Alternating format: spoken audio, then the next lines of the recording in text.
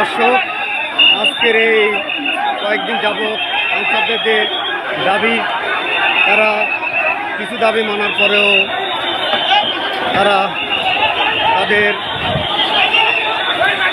হাল মাঠ ছাড়েনি। সকালবেলা ঘেরাও করে আজকে অজস্র মানুষ হয়রানির শিকার হয়েছে। তারা চলে যাচ্ছে এবং তাদের আজকে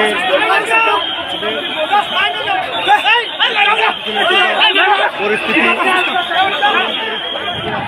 এটা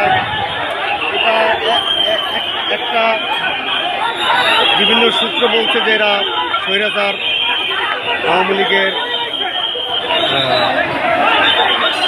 দালাল, আর কেউ বলতেছে আমাদের দীর্ঘদিনের দাবি পালন হয় না।